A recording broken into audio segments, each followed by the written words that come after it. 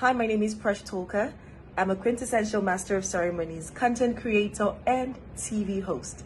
And no, these are not just fancy titles. These are 10 years of work, experience, and results. As a master of ceremonies, I create the most memorable experience for your audience and the event. You will never forget me. How do I know?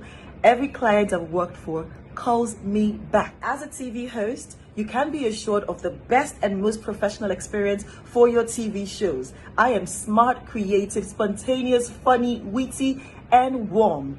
My guests always feel a sense of inclusiveness and belonging. I create a friendly atmosphere and everyone has a jolly good time. As a content creator, I dare say nobody does it better.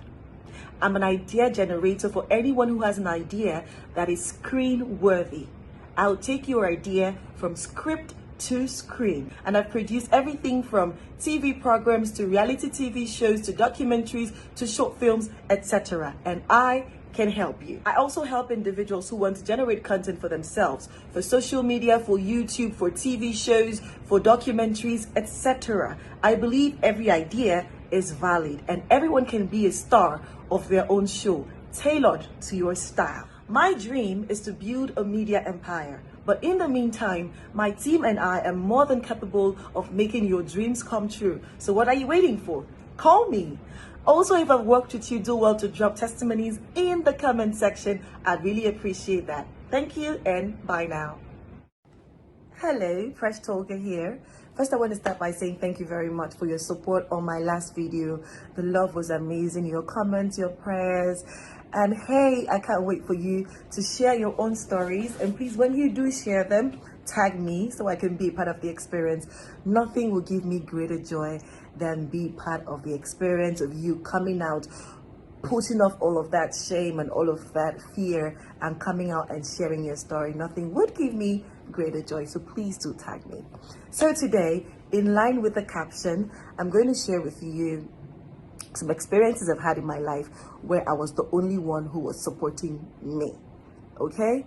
Now, a lot of times I get the question, Presh, how did you get into the media? How did you get your parents to support you? How did you navigate it? To be honest, my parents did not support me when I was starting out. My dad wanted me to be an engineer because he had a company and he wanted me to be a petrochemical engineer and take over his company, when he was getting old. And so the whole idea of the media and being in the media industry was just my dream, all right? And I had come to the realization that if I did not fight for my dream, then I was probably going to end up living someone else's dream. And by now, you must know that one of the toughest forces to fight is your parents. It's literally the toughest force that you can fight. But one of the toughest things you can have as an individual is conviction. Conviction of where it is that you feel like God is taking you to. Conviction of where it is that you think God wants you to be. Conviction about what it is that God would have you do. That conviction, the conviction about what you are passionate about, sometimes is all that you really need. And that's really all I had in those moments, okay? I remember that in SS2, second or third term, I told myself, you know what? I'm not going to leave another person's dream. I wasn't doing badly in the sciences, but I wanted to study mass communication. And I know my dad, my mom would never let me do that. And so I said to myself, I'm gonna take laws into my hands, because if I don't do this, ain't nobody gonna do it for me. So I went to the GNC and I told her, Mom, I want to study mass communication and I want to change from science to arts. And she advised me. And the funny thing is, I was the last person that she changed for. She told me specifically that, you know what, I've been changing for people and you're the last person I'm changing for. Enough of all the confusion, enough of all the confusion. And so I was very grateful, and that was how I changed. And you can imagine how it must have been for me when I went back home that term. It was hot, it was fire. My parents are the strictest parents you can ever find anywhere on the planet. It was crazy, but I knew that I had to do that for me. And so in time they came to accept it. And so I went into school and studied mass communication, and all the while I was in school, I was working.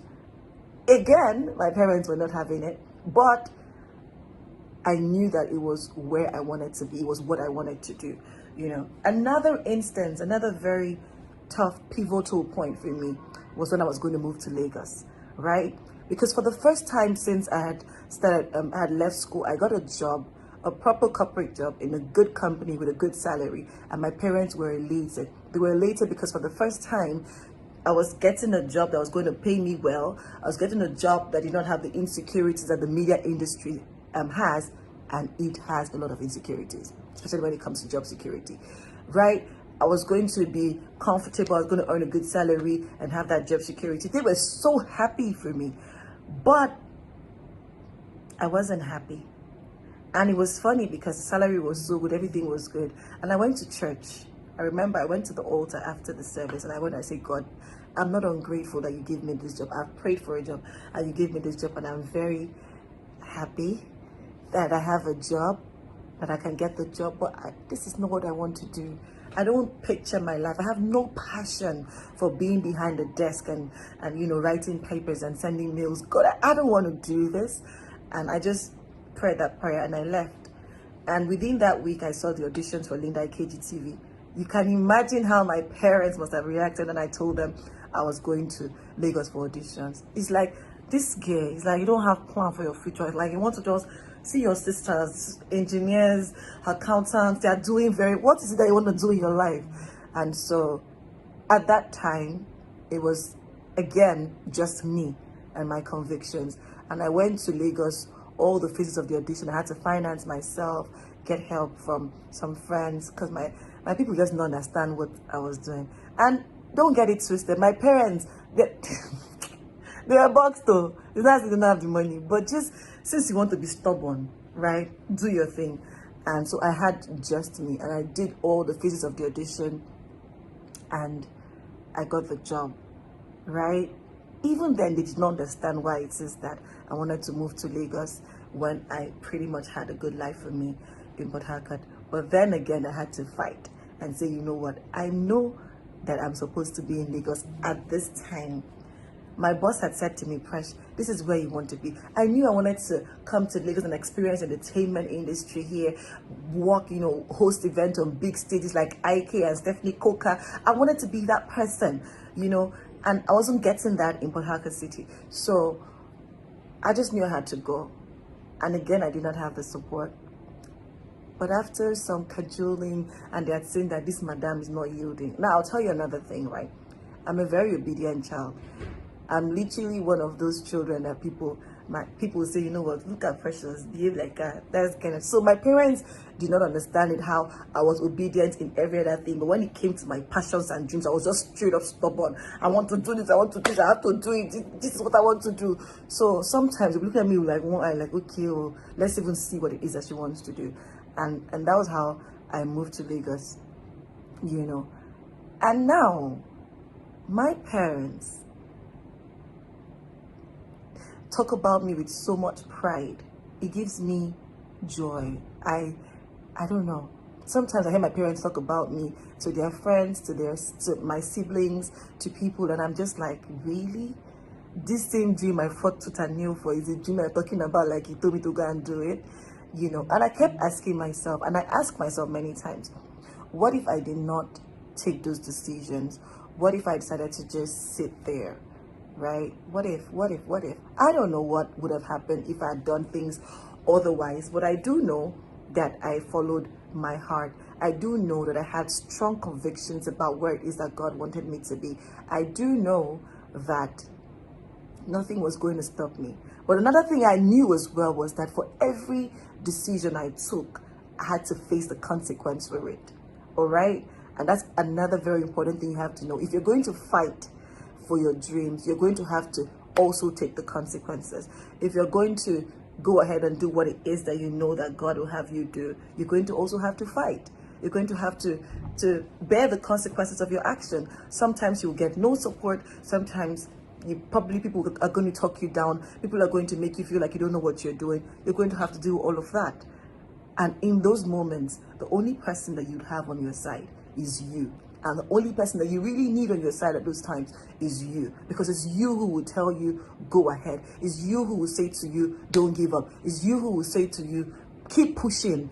You will get there. You got this, you know, you and your God. So yeah, like I said earlier, I'm going to share this. I'll leave you to draw your lessons and your conclusion from it, because it's quite controversial. And I'll never say to anybody, go and do this. But, you know, I'd also say sometimes that don't be afraid to just step out of the boundaries, just those boundaries that limit you. Sometimes it's those boundaries that will never let you get to where you're supposed to get to. Again, it's your conclusion to draw. I've just shared my own piece. So thank you very much, and I'd love to see your comments and contributions again. And yes, God bless you. Jesus.